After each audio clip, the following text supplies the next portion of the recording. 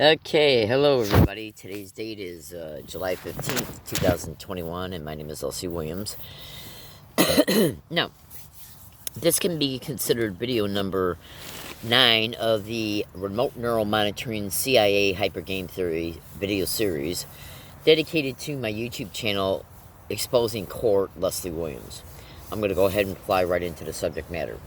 Now, in order to understand in order to understand how brain entrainment can take place, and for mind pattern programming pertaining to brain entrainment, is an overall method. Is an overall motive for the entire program of gang stalking against all gang stalking victims. Eventually, now certain things that can happen to each victim can be tweaked and critiqued so that it can be specifically applied to the particular gang stalking victim, because a lot of the entrainment takes place by and through psychological operations, and the best way for them to be able to create brain entrainment is to crawl up into the thinking, personality, and emotional processes of that particular human being. That way they can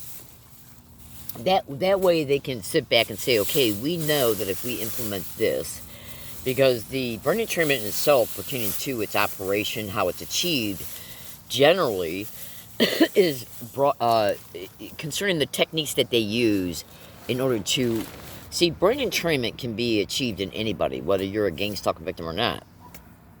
Okay, now in gang stalking crimes, since brain entrainment is one of the main sub motives of the crime, attached to some of the main motives of the crime,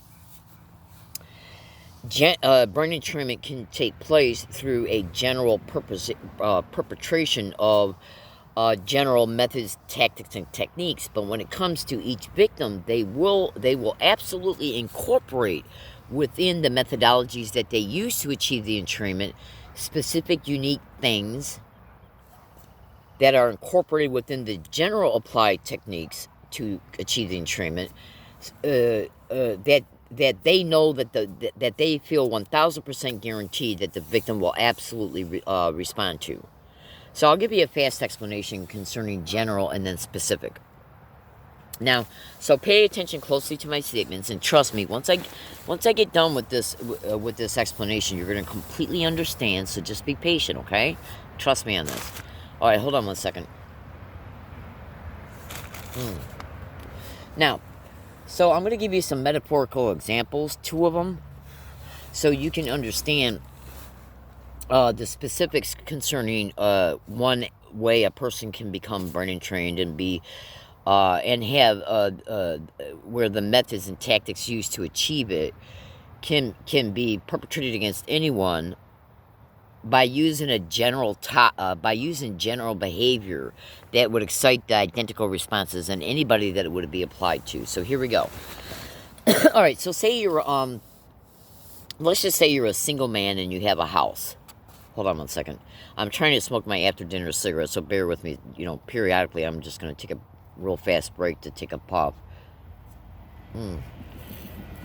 See, a lot of times I make videos on the fly when I have time, because this crime keeps me so friggin' preoccupied in surviving it daily.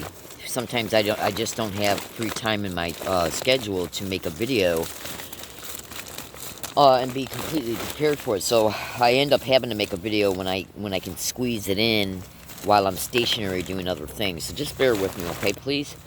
So here's the way for you to be able to see how brain entrainment can be achieved in a general way to everyone. So let's say you got a single man, and he has a small home, and he's got a garage, and he comes home from work, and he parks his car in the garage, and then he goes in the back of his garage to check his garden, that he does 2, 3, 4 times every week. So he gets out of his car, he parks his car in his garage, he shuts the garage door, and then he goes through his gate and walks along the path that leads to his garden. And then when he gets to his garden, he discovers a blue duffel bag and an orange vest that landscape, the type of orange reflector type vest that construction workers can wear. landscape workers, utility company personnel, and stuff like that when they're out there working on the road and stuff.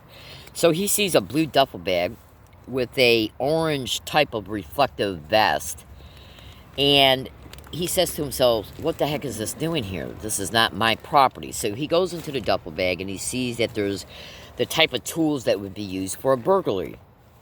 Now, in gang stalking crimes, gang stalking victims are monitored and surveilled 24/7. So they identify and catalog all of the regular routines, routes, and habits of the gang stalking victim. So the satanic rats who propped up these props, the duffel bag and the vest, at a place that they knew the victim went to 3-4 times a week, like clockwork, they knew he'd see it. It was the purpose of why it was set right there. Now, where he found these belongings at happened to be directly below a window to his garage. And what do men usually keep in their garage? Well, they keep their vehicle, tools, and other things that you would naturally find in a garage, a lawnmower, snowblower, whatever. So you ask yourself, say if you were in this situation and you came home and you went into the back of your garage and you found these types of items, you would say to yourself, somebody obviously left these here so they could come back and maybe use them during the day or night, like during the day when he's gone at work, or at night when it's dark out, in order to break into either the garage and or home. Right?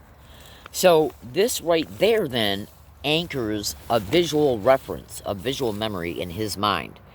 Now, when he's noticing this and then he's thinking about why it would be there, what he's doing is that he's having these internal thoughts. So he's also experiencing emotions of anger and resentment and fear, because this is something that's being done, being propped up to create a visual memory reference to it, the items themselves, and then the thinking and emotion responses that he ends up having as a result of him deliberating why would somebody be leaving these types of tools on my these types of things on my property.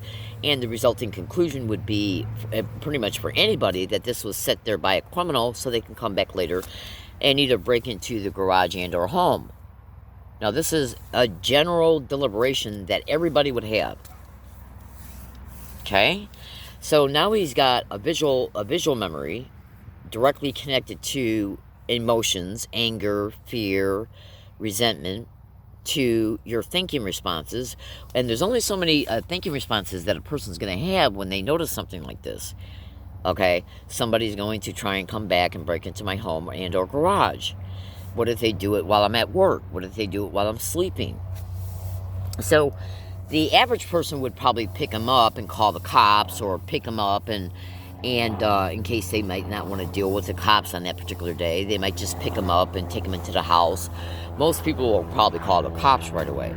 But what you got to understand in gang stalking, well, one, go to Google and type in gang stalking and police.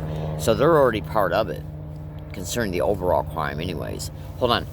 So what they'll do is just come out and play their role and act like they're concerned and make a police report and walk away. They will never engage in surveillance of the house or the garage. They will never go by the house or garage when the victim's at work. They would just act like they're doing the role as a cop, make a police report, and that's it. Hold on. Oh, literally. Hold on. Because you got to remember, the goal to do this was resulting brain entrainment, visual entrainment, and auditory entrainment to a visual memory, to auditory entrainment, the internal verbal thoughts, and to the emotions. So this can be done in anybody. And there's an extreme likelihood that the perpetrators are propped up in either homes, apartments that are right next to his house. They can also be stationed in a truck that would be able to conceal them. Remember in the movie Enemy of the State with Gene Hackman and Will Smith? Those NSA whores were literally riding around all over the place in a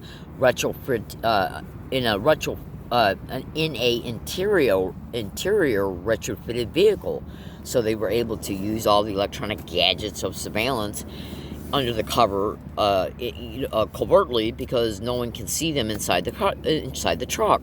So you got to remember, when the victim comes home and he sees all this, the brain is being remotely neurally choreographed concerning the brain processes of as he's seeing it and processing all the emotions and the thought responses. Now, that can happen to anybody because there's only a certain specific amount of emotions and thought responses that somebody will have to a prop like this. Because the prop is only giving you a very small, narrow margin of what type of responses could be processed through the brain as a result of the identification of and the context of the prop. So that's a general way that a preliminary brain and train pathway can be created. So then he goes into his house, and then that night he hears clanking, pounding, knocking, and other types of noises near his garage. So that's going to, that noise is going to grab his attention because he hears it, and he's going to either rush to a window, he might rush to a window and the phone to call the cops, and he's also going to have thinking and emotion responses concerning this. Okay? So basically what he's probably saying to himself is, well, I took the duffel bag in the house along with the vest, so when they came, they probably bought additional tools. So these are all excited thinking responses, emotional responses, while the visual memory of what he saw when he came home and discovered that stuff is excited and stimulated.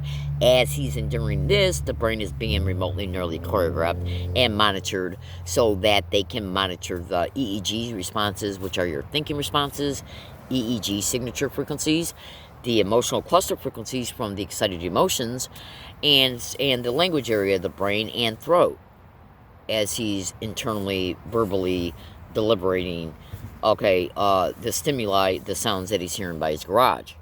So they will continue to do this once, 2, 3 times every 10 days or whatever, in order to reinforce that same identical type of response. So that's entrainment, where they're entraining the brain to have a specific thought pattern, mind pattern programming. They're programming the brain to have a specific response for remote neural monitoring, choreographing of those responses. So that's a general way that brain entrainment can take place, and then a specific way that it can take place concerning a specific gang stalking victim, where they can apply identical types of methods in order to excite the type of responses they're after. Listen to the following. So say if you've been made homeless, and they know what they have done to this homeless gang stalking victim. They've propped up homeless people to camp directly 100 feet away from the victim, where the victim's at a wooded area. And then the homeless people that they use, that they prop up to camp out 100 feet away from the homeless gang stalking victim, where the crime itself intentionally made the victim homeless. And you can also go to Google and research at Google how these satanic, mass murdering, filthy whores will also rent apartments next to victims, motel rooms next to victims. If a victim has ended up living in a motel room, they'll rent houses next to victims that the victim has a house. And they will also more than likely rent office space if the victim has an office job. Now, this is done so that when anything that is propped up for the victim to deliberate through this crime, that victim's brain is being remotely neurally choreographed as the victim is processing anything that is associated to what's being propped up. So say if they prop up some homeless people to camp out 100 homeless men to camp out 100 feet away from a homeless woman that they made homeless, okay? What they'll do then is use these homeless men to harass that victim from a distance. By and through, but not limited to, saying things like, gang stalk, oh my God, what's wrong with her? Gang stalk, oh my God, suck my dick. Gang stalk, oh my God, does she really expect to keep her property? Okay, gang stalk, why don't you call the cops on her? Oh my God, and laugh. So when you got a homeless victim who is by themselves, and a woman, the fact that the woman's homeless and in a vulnerable situation right there automatically makes that victim hyper vigilant. That's a general response all victims would have when they're homeless, because this is a crime that intentionally lets you know that they're gang stalking you every single fucking day everywhere you go, in order for fear injection, to create hypervigilance about what's going to happen next, what's going to happen now. What do you think all the threats are about? Dark neurolinguistic programming, DNLP, that they want the victim to hear, because when they hear the threat, the brain is going to analyze the theme of what's said, and then it's going to stay hyper-focused on the repetition of the identical statements that are perpetrated every day nonstop in order to create auditory brain entrainment to the limbic system, which is responsible for fear, self-preservation, if the victim is being threatened from a distance, okay, while they're saying gang stalk, which is the name of the crime that's been responsible for that victim being raped, assaulted, robbed, set up for false arrest, and much more, well, they know that's going to force the brain to pay attention to every single thing that is said. Now, when they're saying these threats, they can also make specific sounds. Like if you're at a wooded area, say if you go camping and the whole entire area is generally usually quiet, and then all of a sudden you hear some sticks break, then you're going to think somebody's on the property. You're literally going to think somebody's on the property because especially during the daytime, most animals in the woods are nocturnal, so they don't really start coming out until night. Okay, and when you hear the type of breaking of the branches that are being broke, some of those sounds are real small, some of them are larger, so that would mean that the small ones would be littler branches that are smaller. When you hear a big branch break, you would think to yourself, okay, well then that's somebody who's probably heavy in size and is on the property. So if you had people go by that victim's area and say, gang stalk, want to get her out of here, and then 2 seconds later you start hearing branches break and twigs break, okay, well, they know that's going to excite the memory references of prior events when they did stage events, including between the victim and police. So you got to remember, memory anchoring and memory referencing as a result, and then so when they create an event, they use that as a memory anchor, a visual memory anchor, and an auditory anchor, the sounds of the twigs breaking, the theme and the contents of the threats that are said from a distance, and then eventually they'll literally play out the theme of the threat in order so that when that event occurs, the victim will know that the people who are responsible for the current event that's happening towards them, like between the victim and the cops, who can set the victim up for arrest for illegal lodging, trespass, or encroachment, as that's occurring, the cop will do something to intentionally let the victim know that this is because of gang stalking by engaging in a specific physical gesture, a specific unique sound that they got the victim sensitized to, a word or phrase that they know they got the victim sensitized to. So the victim hears the threat first, day in and day out, in one form or another. Okay, and then they act on the threat in order so that when the experience is experienced, additional thinking responses and emotional responses are created. And then when the victim gets released from jail, okay, and then goes back to the wooded area, the same threats and bullshit will continue. Now, this is done in order to create specific types of thinking responses, emotional responses, electrophysiological responses, electrical chemical responses, in order to condition the mind and body to respond every time they continue to hear the threats and the sound stimuli. Like, say if we got a homeless man or woman in a wooded area and somebody says, why don't you call the cops and get them out of here, and then 10 minutes later you hear car doors shutting right by your area, well, what would you think? Especially if you have the experience of nonstop threats and then those threats being periodically acted upon. Well, then when you're released from jail and go back to the wooded area and the same shit gets repeated and then you hear a car door slam, you're going to think that they're getting ready to carry out the threat again. So these are stimuli, just like the bag of tools and the orange vest, and then later on the person heard noise around their garage. That's done to make the victim believe that they're literally going to try and carry out the act that the victim deduced would be carried out as a result of the type of tools, as a result of the types of props that were propped up behind his garage. So what we have here is we have general psychology being used, but we also have specific, unique, tailored, and critiqued techniques applied within the general perpetration of dark neurolinguistic programming techniques and psychological, it's called psychic driving, where they're steering the victim to think and respond emotionally in a specific way based on what they're perceiving through their senses, their eyes and ears. And so this is how they excite emotions and thinking responses. Thinking responses are EEG signatures. meaning that your brain is literally, your brain, when you're thinking about whatever it is you're seeing and hearing that's propped up, your brain will have a somewhat similar identical thinking response, because talking, they prop up the same identical bullshit every day. So the brain is kind of forced into the same neural loop, where it's just an identical reprocessing of the same shit. Just like, say, okay, the man heard after he took the tools in his house, and then for 3 days, 3 nights out of 10, he started hearing clanking around his garage. Maybe then the next time he discovered his garage window was broke. He saw footprints in his garden. So all these things become visual anchors for visual memory references. So then next time when he comes home and he walks in his back and he sees something disturbed, it's going to excite that original visual memory reference of the first events and then the subsequential repeated events. And this is what gang stalking does.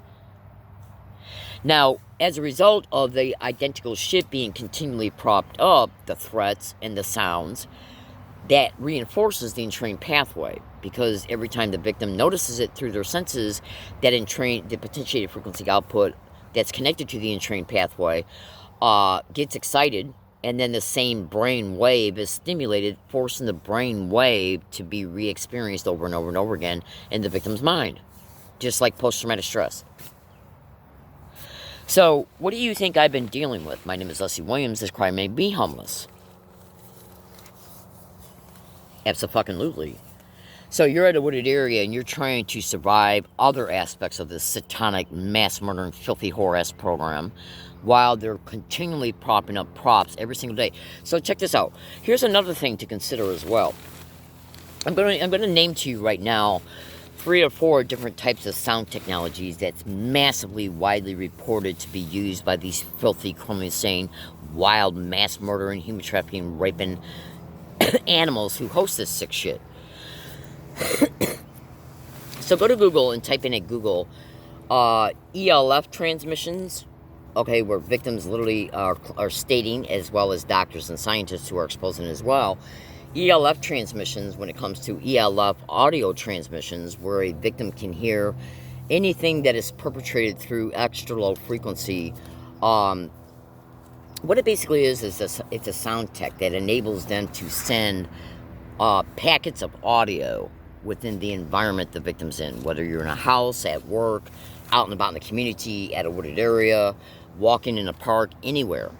Okay, and it's basically nothing but where they can focus a sound wave so that it pops in the environment, and when it pops, an audiogram is heard, where it's a pre-programmed audio statement that is heard within the air around the victim.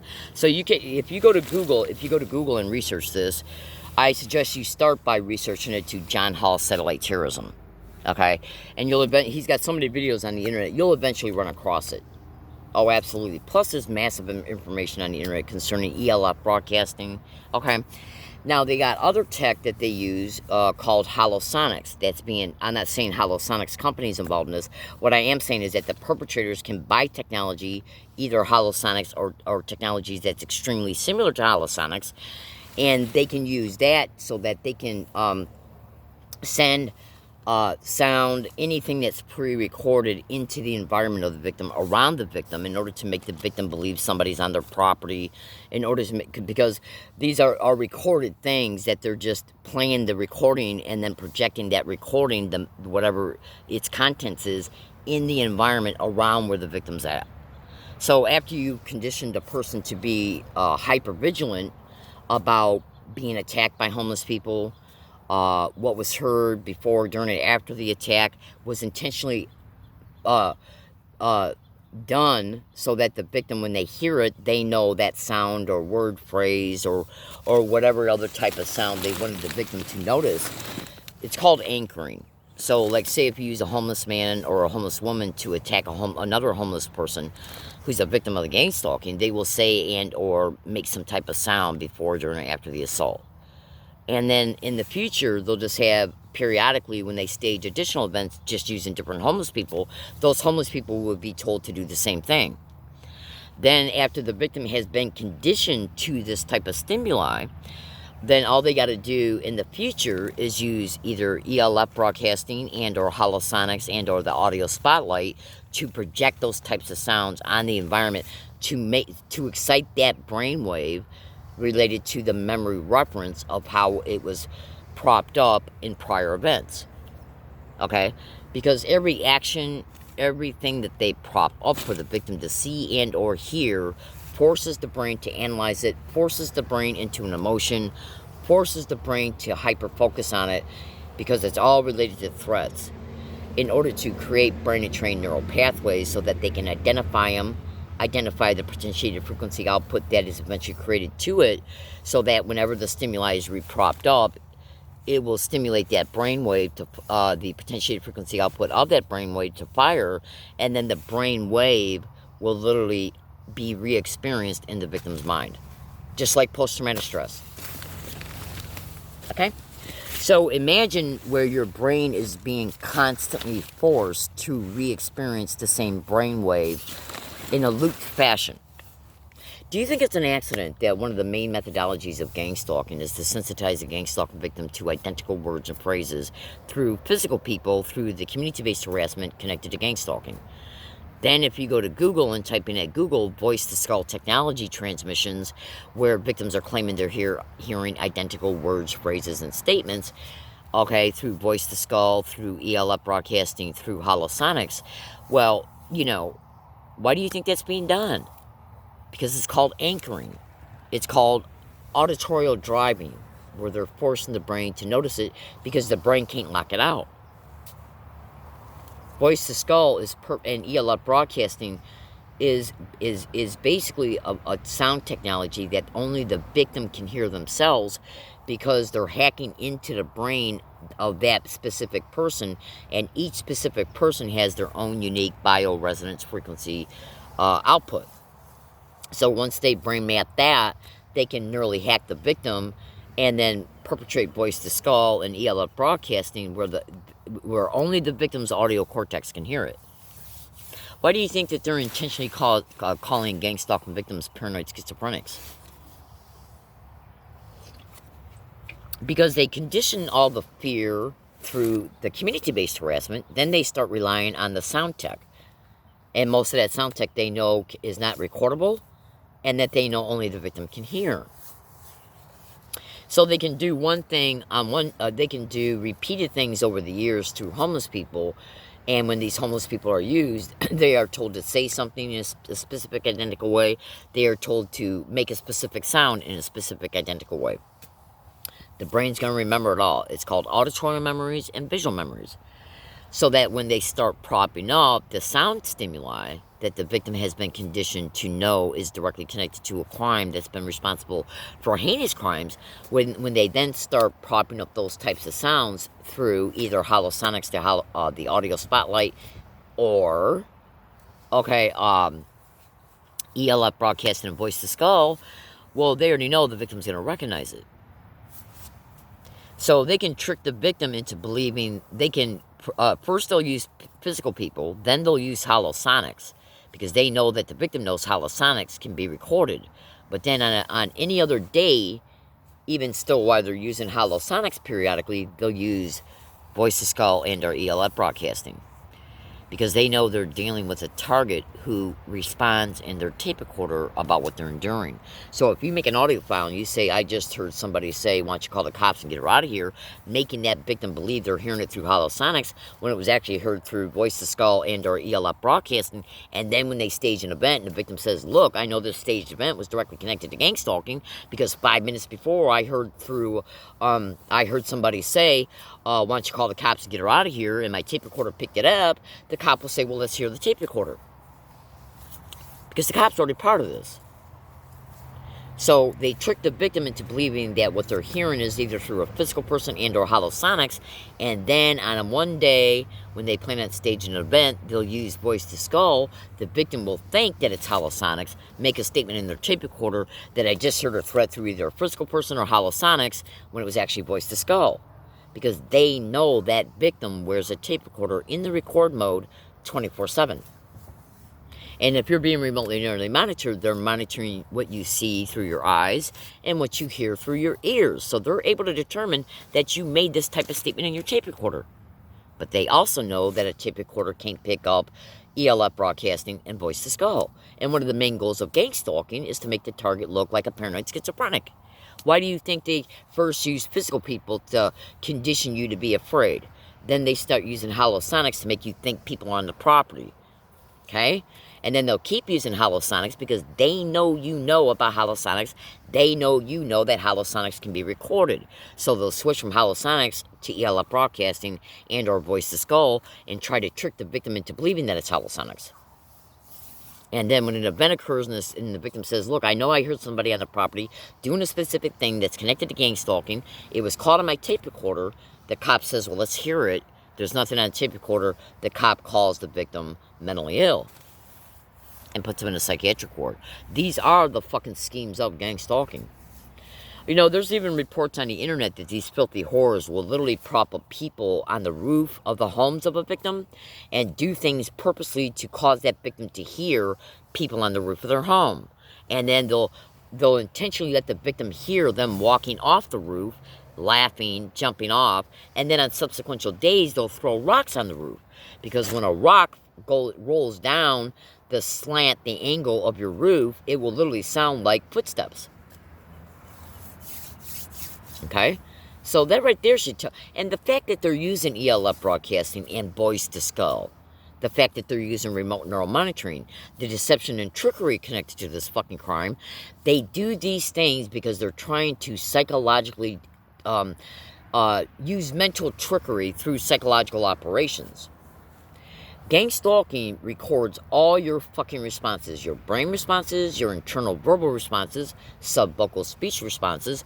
It can record all your verbal statements that you make out loud, so they can identify your pattern of response to everything they do. Absolutely, because they know most victims are not educated at this fucking level. They will do, and they can also use forced speech. If a victim says, if they experience holosonics 15 times in 1 month, and they verbally say out loud in their tape recorder they're using holosonics, well, they can identify those speech patterns, those speech signal patterns, as each time the victim's saying it.